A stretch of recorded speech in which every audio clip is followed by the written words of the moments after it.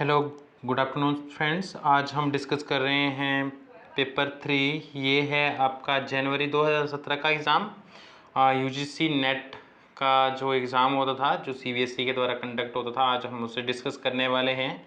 जो हमारे पीजीटी और जो है यूजीसी नेट दोनों के लिए जो है इम्पोर्टेंट रहेगा। अब हम लोग क्वेश्चन नंबर 1 डिस्कस करते हैं। क्वेश्चन नंबर 1 में लेखक दिए गए हैं और उनके इतिहास को लेकर के जो परिभाषाएं उन्होंने दी है वो दिए गए हैं। ईएच कार का जो संबंध है वो है 4 से। इतिहासकार और उनके तथ्यों के बीच चलने वाला एक अंतहीन संवाद है, ये ईएच कार की डेफिनेशन है। फिर दूसरा है जी.आर. एल्टन का इन्होंने दिया था कि इतिहासकार जिसे लिखता है वही इतिहास होता है।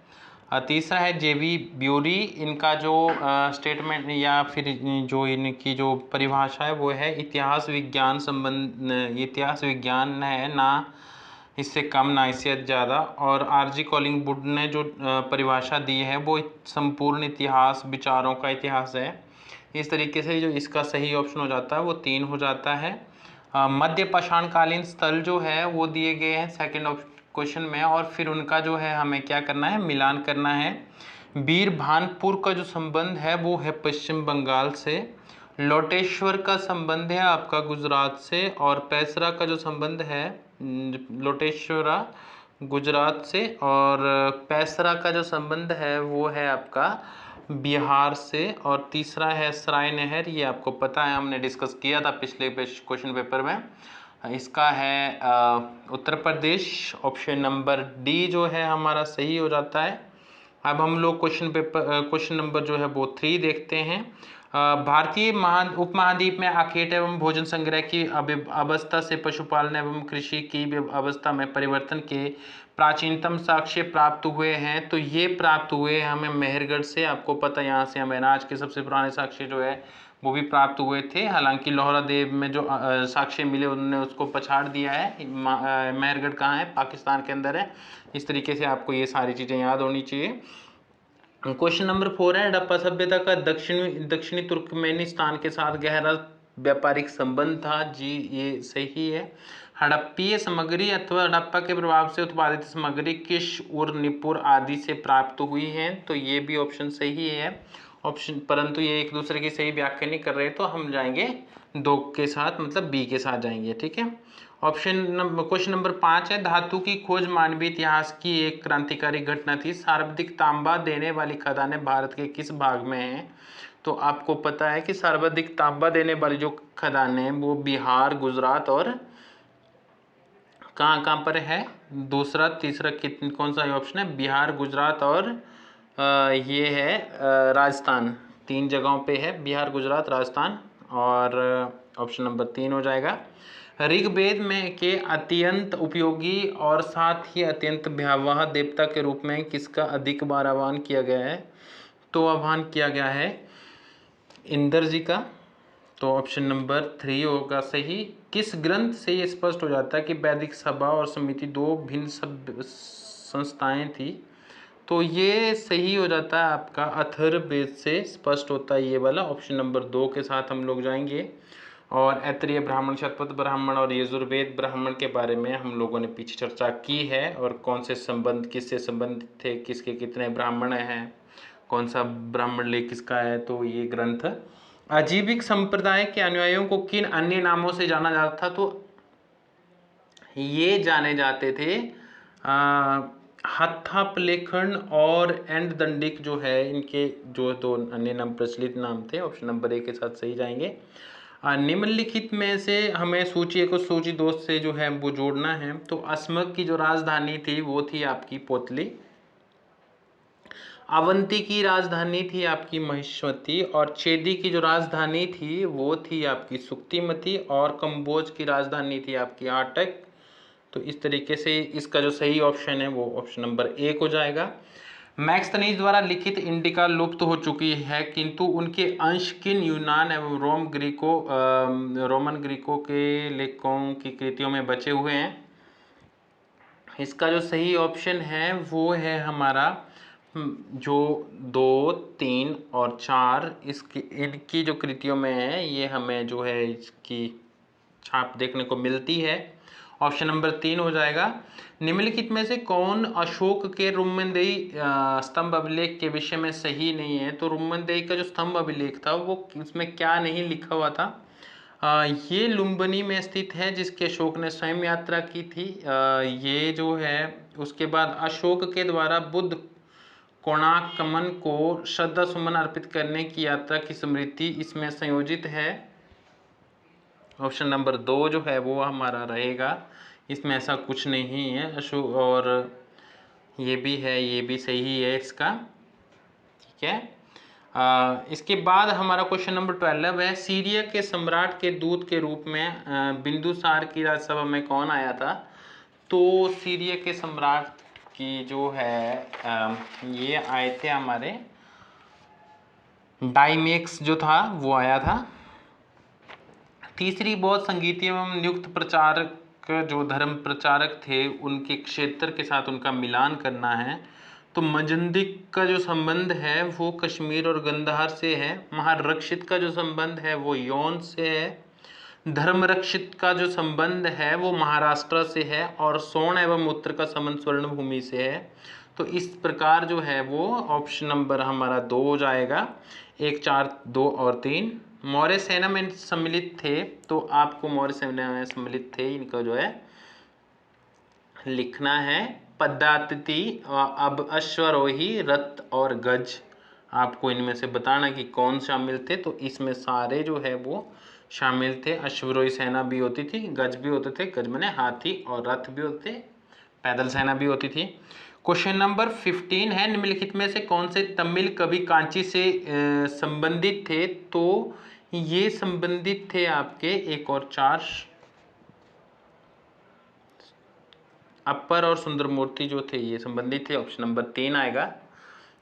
इसके अलावा क्वेश्चन नंबर 16 है हमारे पास, प्रयाग प्रशस्ति का लेखक हरिशेन निम्नलिखित में से किन पदों पर जो है वो आसीन था? तो हरिशेन जो थे ना वो हरिशेन, कुमार मात्य, महान दंडनायक और संधि विग्रह 3 पदों पर आसीन थे। तो ऑप्शन नंबर 3 हो जाएगा हमारा।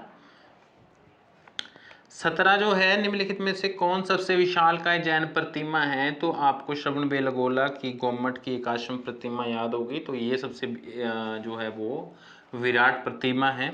समुद्रगुप्त के निम्नलिखित किन अभिलेखों से में हम उसे परम भागवत कहा गया है? तो उसे परम भागवत कहा गया है आपका गया एवं गया ताम्रपत्र, नालंदा ताम्रपत्र के अंदर।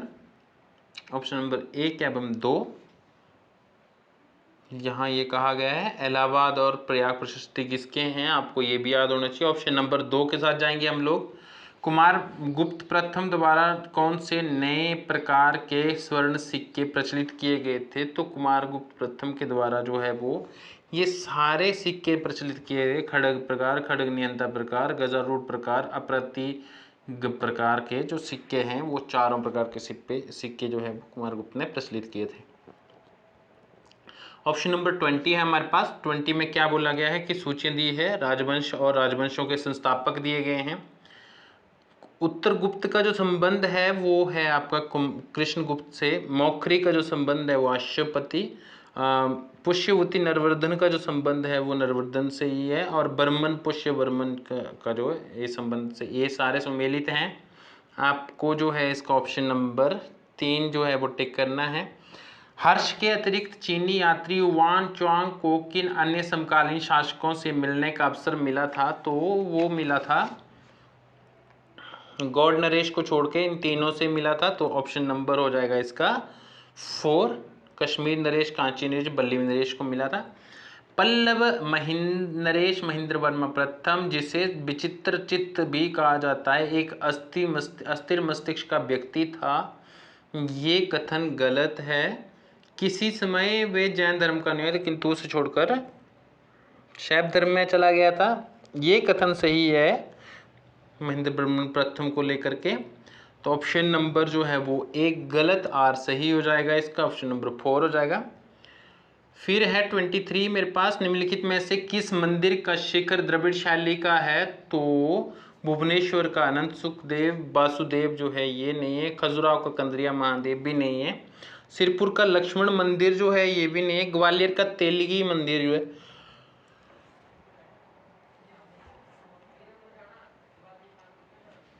ये सही है। क्वेश्चन नंबर 24, दक्षिण भारत के किस राजवंश का यह दावा था कि उसके पूर्वजों ने अयोध्या पर शासन किया था? ये दावा था कल्याणी के चालुक्यों का, और कल्याणी के जो चालुक्य थे उसकी स्थापना करी थी पुलकेशिन प्रथम ने, वास्तविक संस्थापक पुलकेशिन प्रथम। चोल की स्थापना करी थी विजयालय चोल ने, जो उसका आगे जाके परंतक को भी कुछ लोग मानते हैं, बट विजयालय जो है वो संस्थापक था। माणिकहेट के राष्ट्रकूट दंतीदुर्ग के द्वारा इसकी स्थापना की गई थी, और पल्लव वंश के जो संस्थापक थे वो शिव विष्णु थे। आपको इन सबके बारे में याद होना चाहिए। भृगु वंश के श्री जय इंद्र बर्मन महाराज ने किस पर शासन किया था? तो ये जो है ये चंपा पर शासन किया था इन्होंने। भंडारकर शिव शैवों को शिववीर शैवों को लिंगायत संप्रदाय के समकक्ष रखते हैं और उनके प्रादुर्भाव शैवों के आराध्य स्कूल से जोड़ते हैं, तो ये ऑप्शन सही हो जाएगा। ब्राह्मणी कर्मकांडों तथा जाति व्यवस्था के प्रभुत्व की स्वीकृति लिंगायत आंदोलन का मुख्य मूल तत्व है, तो ये गलत हो जाता है। आपका ऑप्शन नंबर जो है वो 3 जो है वो सही हो जाएगा। फखर ए मुदविर और अदाव उल हर्ब तथा अवैश शुजात के संदर्भ में निम्नलिखित कथनों पर चर्चा कीजिए, कौन सा सही है आपको बताना है। इल्तुतमिश के शासनकाल के प्रारंभिक दिनों में युद्ध की कला पर लिखी गई किताब, ये सही है। फखर मुदविर ने भारत में बनी तलवारों की काफ़ी तारीफ की, ये भी सही है। मुदविर ने लिखा कि राजस्थान के खिदरी में लोहे के अस्कों को गलाने का काम होता था, ऐसा उसने नहीं लिखा था। विक दमिश्की स्टील बनाने की सबसे पुरानी ज्ञात तकनीक का वर्णन करता है, ये भी सही है, तो ऑप्शन नंबर 4 हो जाएगा। इसके अलावा हमारे 28 क्वेश्चन है। सुल्तान जैनुल अबदीन के ज्ञान के बड़े संरक्षक थे, वे ज्ञानी लोगों से घिरे रहते जिनके साथ चर्चा करना उन्हें पसंद था, ये ऑप्शन जो है वो सही हो जाता है हमारा, ऑप्शन नंबर 28 है ये हमारे पास, क्योंकि उनको अकबर भी कहा जाता था कश्मीर का। उनके शासनकाल के दौरान सैयद मोहम्मद रूमी, काजी सैयद अली शिराजी, काजी जमाल तथा सैयद मोहम्मद सिस्तानी जो है अपने अपने देशों को छोड़कर कश्मीर में जो है वो आ गए थे, तो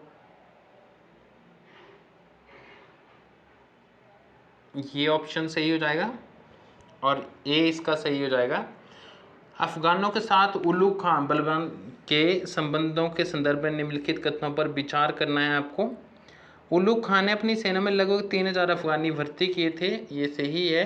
उलुग खान जो है सुल्तान बना जिसने दिल्ली के निकट पटियाली, कंपिल और भोजपुर में अपनी नई सैन्य चौकियां बनाई, उन्हें अफगानों के साथ नियंत्रण में रखा।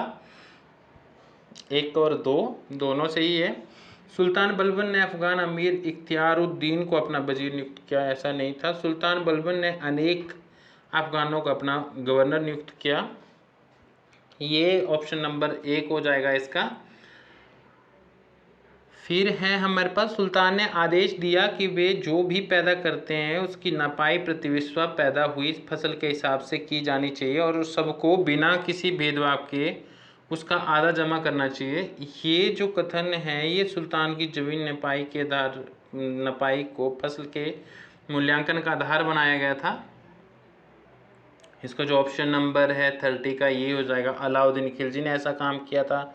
इल्तुतमिश जो है वो कुतुबुद्दीन ऐबक के बाद बनते हैं और फिर अपनी गद्दी जो है वो रजिया सुल्तान को जो है वो देते हैं, और ये जो है वो पहले ये भी गुलाम थे, किसके गुलाम थे? तो ये कुतुबुद्दीन ऐबक के, और उनके जो है स्वामी जो थे मोहम्मद गौरी, उनके गुलाम थे, है ना। और इन्होंने दल चालीसा का संगठन जो है वो गठन किया था। मोहम्मद बिन तुगलक जो है, मोहम्मद तुगलक या फिर फिरोज शाह तुगलक, ये तुगलक डायनेस्टी के हैं। फिरोज शाह तुगलक के बारे में मैं आपको विस्तार से पढ़ा चुका हूँ। 31 है अमीर खुसरो तथा उनके संगीत के बारे में निम्नलिखित में से कौन से कथन सही नहीं है, तो कौन से कथन सही नहीं है वो है कथन 1, 2 और 4। 1, 2 और 4 आप मिलान कीजिए। क्वेश्चन ऑप्शन नंबर 3 जो है, खुसरो ने स्टार की अपनी खोज की प्रशंसा अपनी पुस्तक गुर्रत अल कलाम में की, तो ये ऑप्शन जो है वो सही नहीं है। 3 को छोड़ करके बाकी सब सही है आपके। ऑप्शन नंबर इसका हो गया है हमारा 4। और अब हमें जो है 32 देखना है। राज्य की व्यवस्था की भारतीय परंपरा तुर्कों के आने से पूरी तरह से धूमिल नहीं हुई, वे अनेक सीमांत क्षेत्रों में जारी रही, तो ये जो है वो सही हो जाएगा इसका। फिर है विजयनगर के शासक कृष्णदेव राय की रचनाओं राजस्थानी विगत एवं ख्यात साहित्य और रामचंद्र अमात्य के आज्ञा पत्र भारतीय राज्य व्यवस्था पद्धति पर उपयोगी सूचनाएं प्रदान करते हैं, ये भी सही है हमारा। ऑप्शन नंबर 2 हो जाएगा। ये जो है हमारे पास ए ऑप्शन हो जाएगा इसका। नाफ्ता एवं मैंगोनेल्स का प्रयोग भारत में सर्वप्रथम निम्नलिखित में से किस स्थान क्षेत्र में किया गया था? ये किया गया था इसका सिंध जो है 712 ईस्वी के अंदर। निम्नलिखित में से किस स्थान की पहचान जो है उस स्थान की पहचान कीजिए जहां सुल्तान अलाउद्दीन खिलजी ने स्वयं को सुल्तान घोषित किया अथवा सिंहासन पर स्वयं को जो है वो आसीन किया था। वो किया था कड़ा के अंदर अपने आप को। तो ऑप्शन नंबर जो है 4 हो जाएगा। शब्दों जो है शब्द को मिलाना है अर्थ के साथ, तो बक्काल क्या होता है? बक्कल होता है एक अनाज व्यापारी। बलाहार जो होता है वो होता है आपका किसानों का निमंत्रण वर्ग। और इसके अलावा सिलहदार जो होता है ये होता है एक सशस्त्र व्यक्ति। तम्मान एक 10,000 सैनिकों का समूह होता है। तो ऑप्शन नंबर इसका हो जाएगा हमारे पास डी। अब आपको देखना है क्वेश्चन नंबर 36। निम्नलिखित में से किन सूफी संतों ने कादरी सिलसिले में पंजाब एवं सिंध को लोकप्रिय बनाया था? तो ये बनाया था आपके शेख मोहम्मद अल हुसैनी एवं शेख अब्दुल कादिर जो है इन्होंने बनाया था। इसके नेक्स्ट है 37। निम्नलिखित मुस्लिम राजनीतिक चिंतन को आदाब साहित्य से भी स्वरूप प्रदान किया था। ये ऑप्शन सही है हमारा। आदाब जो है साहित्य कुछ हद तक पंचतंत्र से प्रभावित था। इसने इब्न अल मुकफ़ा के अनुवाद कलीला बा दिमना से अरबी साहित्य का परिचय हो चुका था। तो ये ऑप्शन नंबर ए और 2 दोनों सही है। निम्नलिखित में से लेखक और स्रोत का जो है कौन सा जोड़ा सही नहीं है? तो ये जोड़ा सही नहीं है आपका। ये निज़ामुद्दीन अहमद जो है तबकात अकबरी लिखते हैं। मोहम्मद काजिम जो है ये आलमगीर नामा लिखते हैं, ना कि मुंतखब उल लुबाब लिखते हैं। ऑप्शन नंबर बी सही नहीं है। तो हमारा छापा यही खत्म होता है। अब्दुल हमीद लाहौरी जो है वो उन्होंने पातशाहनामा लिखा। केवल राम जो है उन्होंने तज़किरत उल उमरा लिखी है। 39। निम्नलिखित में से कौन सा सही नहीं है? तो निम्नलिखित में से जो है आपको एक जो सही नहीं है वो ढूंढना है। अकबर ने अपने साम्राज्य को 12 प्रादेशिक इकाइयों में विभाजित किया, इन्हें सूबा कहा जाता था, ये सही है। ये सूबा कई सरकारों में विभाजित होता था, ये भी सही है। एक सरकार को परगनों में विभाजित किया जाता था, ये भी सही है। एक परगने को एक शिक में विभाजित किया जाता था, ये गलत है हमारा, क्योंकि ये सही नहीं है। आगे जो है क्वेश्चन नंबर आता है आपका 40 में आपको क्या करना है कि सही कथन का चयन करना है। महान साहित्यकार खाना अब्दुल रहीम एवं प्रमुख धर्मशास्त्री शेख अब्दुल नबी जैसे अग्रणी अमीर तथा विद्वानों को शहजादे सलीम की शिक्षा का दायित्व सौंपा गया था। तो ये ऑप्शन जो है वो ये सही है हमारे पास। शहजादे सलीम को फारसी, हिंदी तथा कुछ हद तक तुर्की भाषा के ज्ञान तथा साथ ही उन्हें इतिहास, प्राकृतिक विज्ञान, भूगोल, युद्ध कौशल एवं धर्मशास्त्र की अच्छी जानकारी थी, जिसे कि वे एक शहजादे के लिए उपयुक्त माना जाता था, ये भी सही है। शाहजहां युद्ध कला में निपुण था, वे सैन्य कौशल में माहिर था, ये भी सही है। अहमदाबाद में जन्मे शाहजहां ने मुगल काल था, मुगल काल से पूर्व की इमारतों की मरम्मत का आदेश देकर पुराने स्मारक की देखभाल में अपनी रुचि नहीं, ऐसा नहीं किया था, नई इमारतें बनाई थी। तो ये ऑप्शन नंबर नहीं सही होगा। ऑप्शन नंबर हो जाएगा मैं 4 ए और 2 और 3। पुस्तकों का लेखकों के साथ हम लोगों को जो है मिलान करना है। कैथरीन वी शेयर का जो संबंध है वो है आपका आर्किटेक्चर ऑफ द मुगल इरा जो है ये इन 2 के साथ। आर नाथ का जो संबंध है वो है आपका 3 के साथ, history of the Mughal architecture. AJ Qaisar का जो संबंध है building constructions in Mughal India, the evidence from paintings. Ebba Koch का संबंध Mughal architecture and outline of its history and development, ये ऑप्शन नंबर 2 हो जाएगा। 42 क्वेश्चन है मेरे पास, 42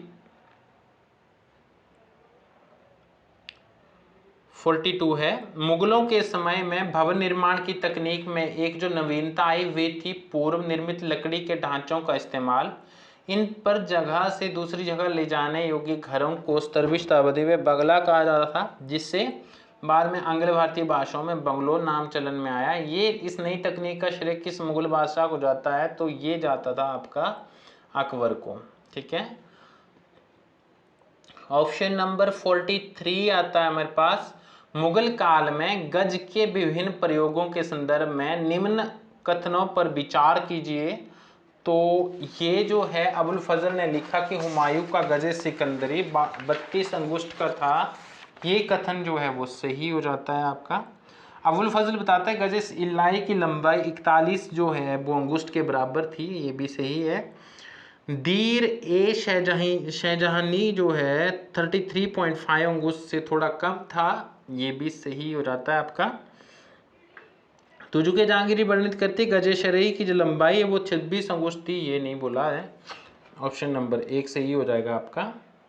44 2 वक्तव्य ऐसे दिए गए हैं, उसके कारण और कथन दिए गए हमें। 17वीं शताब्दी में पूर्वार्ध में नील का यूरोपीय व्यापार काफ़ी महत्वपूर्ण बन गया था और इसके पश्चात इसमें तेजी से गिरावट आई। ये हुआ था। आगरा के नील मूल्य में वृद्धि एवं वेस्ट इंडीज में स्थित बागानों जहां दास काम करते थे से प्रतिस्पर्धा स्थापित हो जाती है। तो ये भी जो है वो सत्य है, तो इसका ऑप्शन जो है वो ये हो जाएगा। निम्नलिखित में से कौन सा कथन सही नहीं है? तो निम्नलिखित में से जो कथन सही नहीं है वो है एक स्थान से दूसरे स्थान के लिए बनाए गए बिलों के लिए भेजी गई रकम के भुगतान का ऋण हेतु विनियमन की एक ही दर निर्धारित की जाती थी। भेजी गई, पहला देखते हैं, ये ऑप्शन नंबर 3 जो है वो गलत है। इसका हुंडी के बारे में दिया गया है, हुंडी से रिलेटेड आगे क्वेश्चन में आएगा, तो प्लीज इन तीनों को जो है वो ऑप्शंस को ध्यान से पढ़िए। सरबत खालसा का जो संबंध है, सरबत खालसा के लिए जो है हमें कौन सा सही है? सरबत खालसा के वार्षिक आयोजन की परंपरा चक गुरु अमृतसर में की थी, लेकिन धीरे धीरे आपसी मतभेद बढ़ने लगे और हर प्रमुख जो है अपने अपने लिए अलग इलाका बनाने की कोशिश करना लगा। ये सही है आपका। दशम ग्रंथ में गुरु गोविंद सिंह की रचनाएं हैं, ये भी सही है। सभी सिख गुरु खत्री थे और उनके प्रमुख जो है साइक मसंद भी खत्री थे, ऐसा नहीं हो सकता है किसी भी उसमें। तो ऑप्शन नंबर 3 गलत हो जाएगा हमारे पास। गुरुओं की सेना 10वें गुरु एवं अंतिम गुरु गोविंद सिंह के समय में सबसे ज़्यादा शक्तिशाली हुई। तो ऑप्शन नंबर जो है वो 1, 2 और 4 इसका सही हो जाएगा। 47 है फारसी सिर्फ जो है मुगल साम्राज्य तथा दिल्ली सल्तनत में उच्च प्रशासन की भाषा नहीं थी, बल्कि वे राजपूत राज्यों के दरबारों तक ही फैली हुई थी। तो ये जो है वो क्या है, सही नहीं है, ढूंढना है हमें, तो ये सही है। सिराजुद्दीन अली आरजू ने ये विचार प्रतिस्थापित किया कि फारसी एवं हिंदी में कुछ बुनियादी समानताएं हैं। जी एक्चुअल में है भी। और 1639-40 में लिखित अपनी किताब बहार ए आज़म में टेकचंद बहार से ऐसे कवियों और गद्यात्मक रचनाओं के उदाहरण दिए। तो ये जो है वो 3 हो जाता है, हाँ, जो सही नहीं है। 40 जो है इसका 3 क्वेश्चन नंबर कितना, 3 जो है वो सही नहीं है। हाँ, इसका 3 सही नहीं है। 48 जो है हमारे पास क्या लिखा गया है कि फारसी यात्री जियान डी थिविनो ने लिखा कि सूरत में लोग आम तौर पर ताप्ती नदी का पानी नहीं पीते थे, तो ये ऑप्शन जो है वो सही है। नदी का पानी खा रहा था इसलिए नहीं पीते थे, क्योंकि नदी का पानी खा रहा था इसलिए नहीं पीते थे, तो ऑप्शन नंबर 1 इसका सही हो जाएगा। अब हमें देखना है 49। मुगल साम्राज्य में प्रचलित सीमा शुल्क के संबंध में निम्न कथनों पर विचार कीजिए। तो इसके जो है अबुल फजल लिखता है कबर के काल में अधिकतम सीमा शुल्क 1/4% था। ये ऑप्शन सही है हमारा। शाहजहां के समय हर प्रकार के आयात निर्यात 1/2 जो है प्रतिशत सीमा शुल्क था। ये भी सही है। शाहजहां के समय धन पर 2% का ब्याज शुल्क जो था, चाहे वे सोना हो या चांदी हो, तो ये भी ऑप्शन जो है हमारा गलत है। कौन सा? ऑप्शन नंबर जो है 3। औरंगजेब ने गैर मुसलमानों के लिए सीमा शुल्क की दर ऊंची रखी थी। जी बिल्कुल। और ये जो है वो ऑप्शन नंबर 1, 2 और 4 हो जाएगा। 50 है।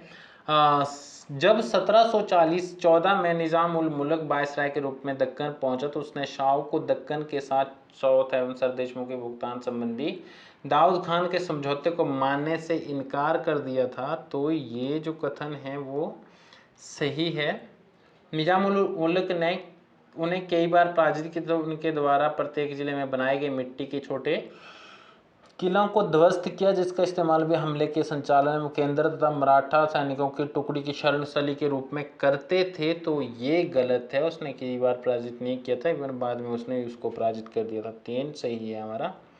Society of translating European science की स्थापना कब और कहाँ की गई थी? तो ये कलकत्ता के अंदर जो है 1825 के अंदर की गई थी। ओके। क्वेश्चन नंबर 52 है, सूची का मिलान करना है। वक्त खान का जो संबंध है वो कहाँ से है? वक्त खान जो है बरेली से संबंधित है। मौलवी अहमदुल्ला का जो संबंध है, जो इन्होंने फैजाबाद के अंदर नेतृत्व किया। कुंबर सिंह जो है जगदीशपुर के अंदर, और हजरत महल जो है वो लखनऊ के अंदर जो है 1857 के विद्रोह का नेतृत्व करती हैं। तो ये हो जाता है आपका ऑप्शन नंबर ए जो सही है। 53 का है, पारंपरिक जो है का दस्तकारी कुटीर उद्योग का ह्रास ब्रिटिश व्यापारिक नीति का परिणाम था। तो ये ऑप्शन जो है वो सही है हमारे पास, ये सही है। साम्राज्यवादी विजयों ने ब्रिटिशों को असीम संसाधन उपलब्ध करवाए थे। तो ऑप्शन नंबर जो है वो 2 भी सही है, परंतु इसका जो ऑप्शन है वो 2 हो जाएगा, ये व्याख्या नहीं सही कर रहे हैं। 54 है, उदारवादी वास्तव में विश्वास रखते थे कि भारत के स्वशासन का एक संवैधानिक मार्ग था। जी बिल्कुल, उनकी ब्रिटिश न्यायप्रीति के प्रति दृढ़ आस्था थी। जी बिल्कुल सही है, ऑप्शन नंबर ए सही है हमारा। 55 क्वेश्चन है हमारे पास। विवेकानंद के अनुसार जाति व्यवस्था वेदांत के धर्म के विरुद्ध है। तो ये ऑप्शन जो है वो सही हो जाता है हमारा।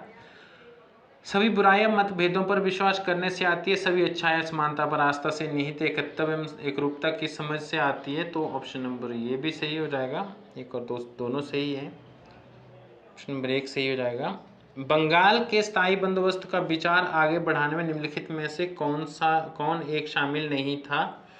तो उसमें शामिल नहीं थे आपके अलेक्जेंडर डो था, थॉमस लो थे, फिलिप्स जो है फ्रांसिस भी थे, मॉन्टगोमरी का संबंध नहीं था। ऑप्शन नंबर 3 जो है वो संबंधित नहीं थे। निम्नलिखित जनजातीय विद्रोहों को कालानुक्रम अनुसार व्यवस्थित कीजिए। तो कालानुक्रम अनुसार व्यवस्थित करें तो रंपा विद्रोह जो है वो आंध्र प्रदेश के अंदर होता है, और ये होता है अगस्त 1922 से 24 के दौरान ये होता है। अलूरी सीताराम राजू जो है वो इसके नेतृत्व करते होते हैं।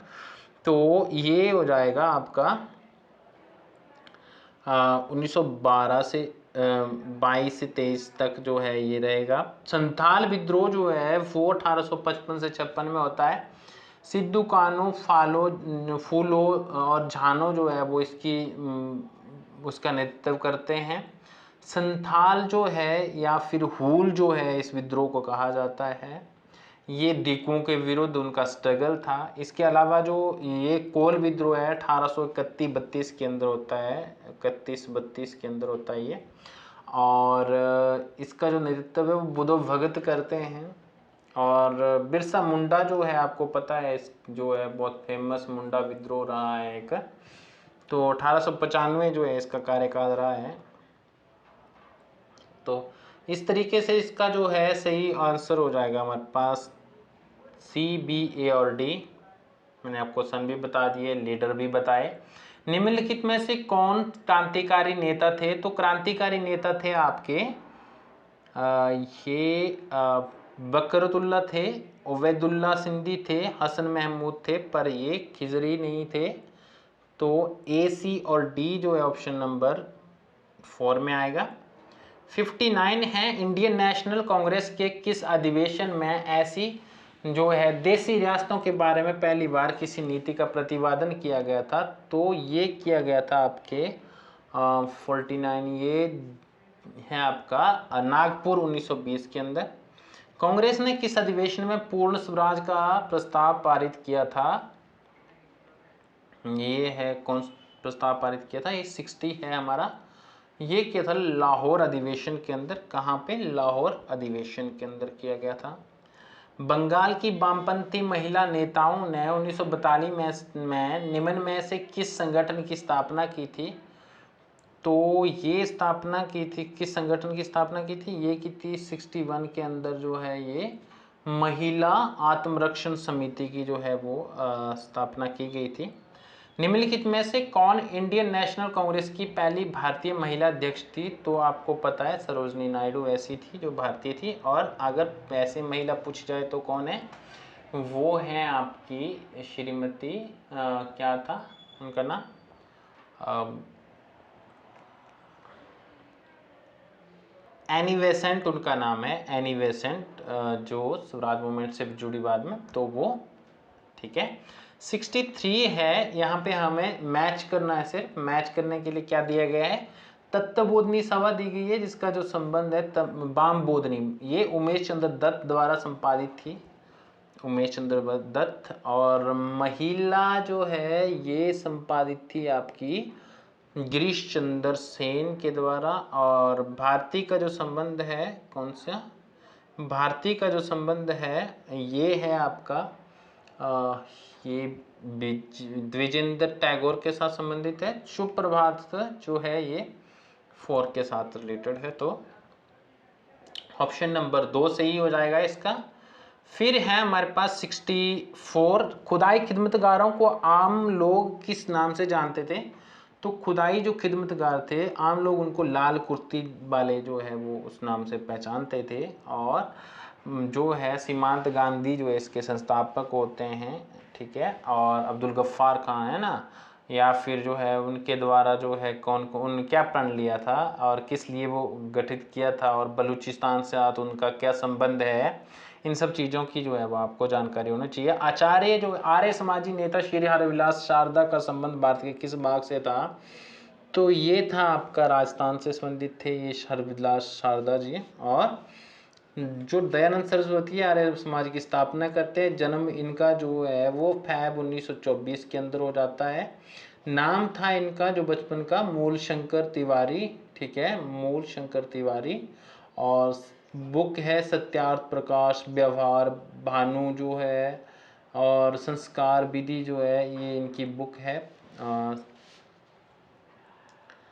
इसके अलावा जो है इसकी स्थापना 1875 के अंदर की गई थी। कहाँ की थी? बॉम्बे के अंदर की गई थी। किस क्षेत्र के साम्यवादियों ने इस नारे के साथ अपना भारी अभियान शुरू किया था कि अमेरिकी मॉडल को अब अरब के सागर में फेंको? तो ये अभियान शुरू किया था आपका उत्तर पश्चिमी ट्रावनकोर स्टेट के शासकों ने, ठीक है। बंगाल के बटाईदार शासक जो थे, बटाईदार जो किसान थे, शेर क्रॉपर का तेवागा संघर्ष सबसे जोरदार था, जिसमें किसानों ने घोषणा की थी कि वे जमींदारों की को फसल का कितना बटा देंगे? 1/2 जो है वो अदा नहीं करेंगे। जापानी वस्तुओं का इस्तेमाल छोड़ने का प्रस्ताव राष्ट्रीय कांग्रेस ने किस वर्ष पारित किया था? ये पारित किया 1937 के अंदर।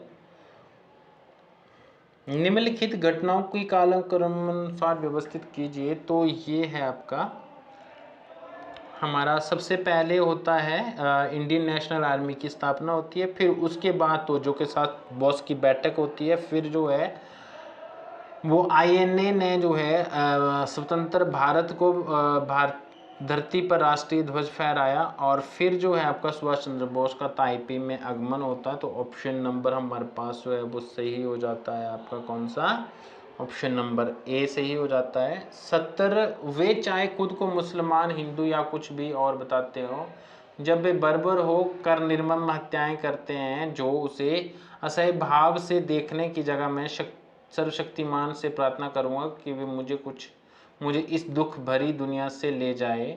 ये पंक्तियां निम्न में से किसकी हैं? तो ये पंक्तियां थी डॉक्टर नहीं, लॉयर MK गांधी की। ठीक है, ऑप्शन नंबर ए जो है वो सही है। 71 है हमारे पास। 71 में क्या बोला गया? निम्नलिखित में से किसने भाषाई आधार पर प्रांतों के पुनः वितरण को राष्ट्रीयता की हत्या का माना जाता है या फिर माना? तो ये वल्लभ भाई पटेल ने जो है वो ऐसा माना है। निम्नलिखित में से कौन रंग भेद की नीति का घोषित अंग नहीं था? तो रंग भेद की जो नीति का घोषित अंग नहीं था वो था अंतर्वर्णीय विवाहों पर प्रतिबंध के लिए कानून, या फिर जो है अफ्रीकियों की मूल संस्कृति का संरक्षण। नहीं, ये सम्मान आता है, संरक्षण का कोई ऐसा वो नहीं था। तो ये 4 जो है वो सही रहेगा। लेखक जो है निम्नलिखित जो है पुस्तक के साथ हमें जो है इनको क्या करना है, मैच करना है। AJ हॉब्सन ने जो बुक लिखी है इंपीरियलिज्म द स्टडी, लेनिन ने क्या लिखा है? लेनिन की बुक का नाम है the imperialism is the highest state of capitalism. तो ये हो गया इसका। KN कुमारा जो है इसने क्या लिखा है? इन्होंने neo colonialism the last state of जो है इंपीरियलिज्म लिखा है। HR टावनी ने क्या लिखा? तो ये टावनी ने क्या लिखा है? Religion and the rise of capitalism. तो ऑप्शन नंबर 3 हमारा सही हो जाएगा। निम्नलिखित में से किसने रांके के वस्तुपरक निष्पक्ष इतिहास के ऊंचे दावे के संबंध में गंभीर संशय व्यक्त किया था? तो ये व्यक्त किया था आपका EH कार ने।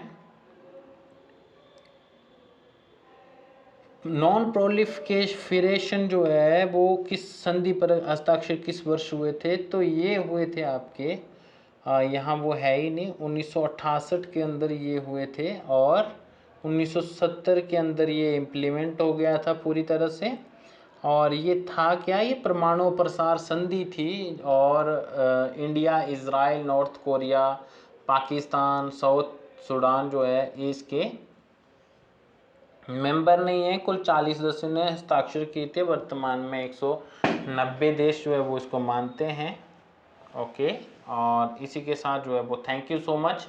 आपका जो है वो एक और वैल्यूएबल लेक्चर ख़त्म हुआ, और उम्मीद है कि आप जो है वो तैयारी करने में जुटे होंगे, डटे होंगे।